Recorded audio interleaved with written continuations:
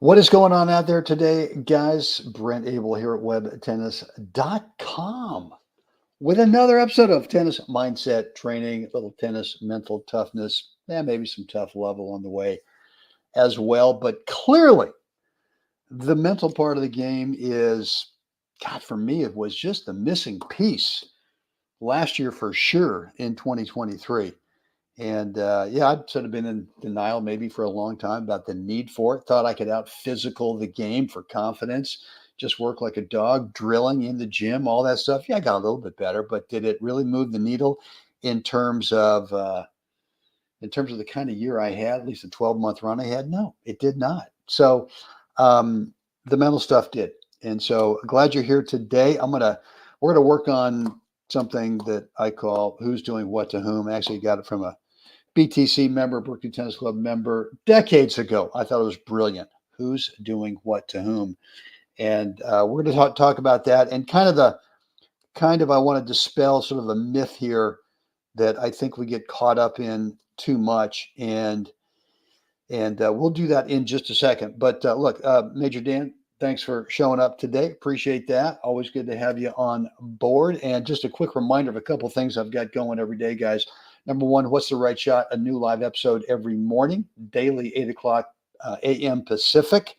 We work on shot choice. Where do you want the ball to land over there? Where do you want to move to next on the court? And maybe kind of 2.5, the half part would be, the third thing would be, what's the message you want to send to your opponent? And for me, that's all about court positioning, right? I want them to feel a little extra stress because of where I'm standing on the court as they're receiving the ball that I just played. And lots of times that stress turns into an unforced error that they create that goes up. Good deal for you. So, and then every day, 2:30 in the afternoon, Pacific time zone, we do a little bit of tough love. Like I said before, tennis mindset training, all good. So I've got a couple other things over at my YouTube channel, which is youtube.com/web tennis, which is, I'm doing a new playlist, 3 simple steps, 3 simple cues, Q-U-E-S, for a certain shot. This one was a serve, but I want you to feel that within 60 seconds, and all these videos are under a minute, 57, 58, 59 seconds long.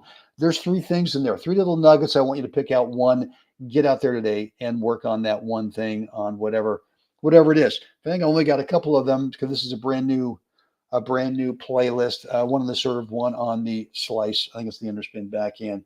Can't remember off the top of my head. And then I'm also cherry picking a pro point. Not that I'm saying that we can hit the forehand just like Rafa. No, we can't. But what we can do is there's always one thing that we can copy and model that the pros do. And in this one here, it was an overhead that Yannick Sinner hit from this year's Australian Open. That I give you 3 little things to think about. Well, maybe not this one. Maybe this was just got one. I think this was just one thing for you to take a look at. But we can all do that one thing. Again, a new playlist I want you to check out over at the channel, youtube.com/web tennis. So look, guys, if you love this stuff, please click the like button, subscribe to the channel, and click that notification bell as well. So who's doing what to whom? Question mark.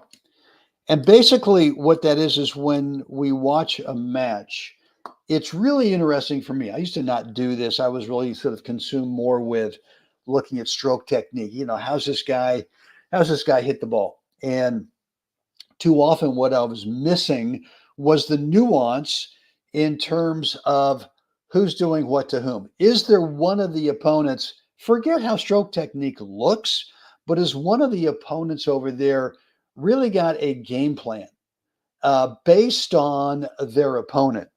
And what I mean is that you can pretty easily, when you go out there, you can sort of size up an opponent you've never played against before in the first few games and go, oh, okay, well, this dude has got himself a pretty darn good forehand. Maybe, just maybe today we should stay away from that, right? Or this guy over there's got a kind of a weak this or a weak that. Well, maybe we should just kind of pick on that weak thing for as long as we can. Well, maybe this guy over there doesn't really like to move up and back. Or maybe, maybe the guy looked great in the warm-up, but he's carrying an extra 22, 25 pounds around. What would happen if we just kept in the point longer and longer and longer, wondering if the forehand's good over there, the backhand's good over there, serves nice, returns good, but maybe we can extend the match today and let's see if we can't drain the fuel tank over there, which looks kind of limited. And where that falls into is I think we make the mistake a lot of the time, which is, hey, let's just play my game. How often do you get that message? You know what? Just go out there today and play your game. Well, what if your game is just completely suited for that guy's game over there? It really feeds into what he's hoping you'll give him, right? As opposed to, hey, why don't you figure out what it is he doesn't want you to give him and give him a steady diet of that? So it really kind of goes into this question, well, who's doing what to whom? And if we get too caught up in stroke mechanics and stroke technique and looking at that and evaluating a player, how they look by hitting the ball, I think too often what happens is we don't really figure out, well, here's what I want to do to whom? To that guy over there, which is I might have average looking stroke technique, but I'm giving him a steady diet of what he doesn't want. Or I'm giving him a steady diet of, yeah, what he doesn't want, right? As opposed to, hey, I got this big forehand. Oops. It seems to be the same. I seem to be feeding his even bigger forehand. So mindset wise, we got to get smart, right? We really got to figure out what it is the opponent doesn't want us to give them. And a lot of that is sometimes is just avoiding a big time strength that they've got. That's what they would like to get, but we're not going to do that to them, right?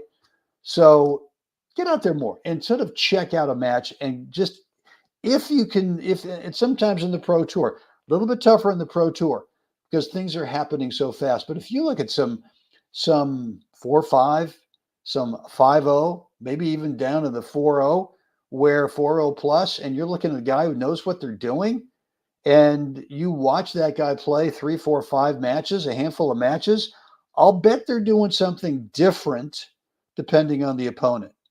I'll bet they're really looking for something to avoid over there and something to pick on over there. And so with that said, hope that is helpful today. Hope that resonates. But who's doing what to whom? Yeah.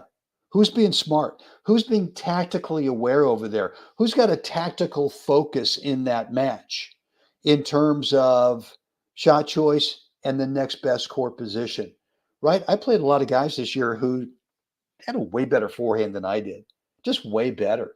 And not that I would always stay away from their forehand.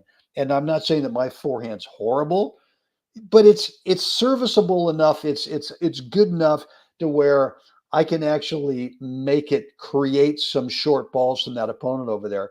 Not out of sheer power, but more out of trajectory, more out of, all right, I found a shot over there where, one of their strokes is not as good as the other one.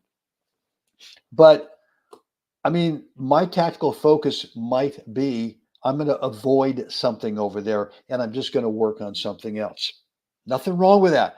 Do I have to man up and show them, well, I can out forehand you? Okay, you can do that. You can try, but that's just not a winning mindset, right? So there you have it. I could go on with this stuff forever. I got things to do today. So do you.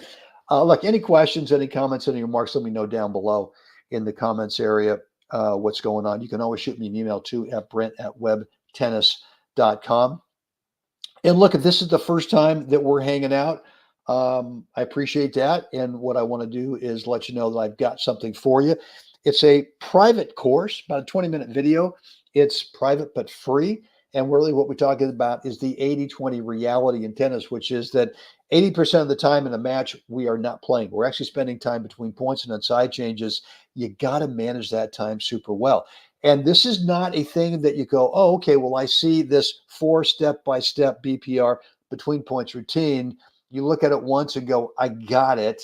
And the next time I go out and play when I need it, I'll go ahead and just turn on the light switch and make it happen. Doesn't work like that. You really have to practice this thing.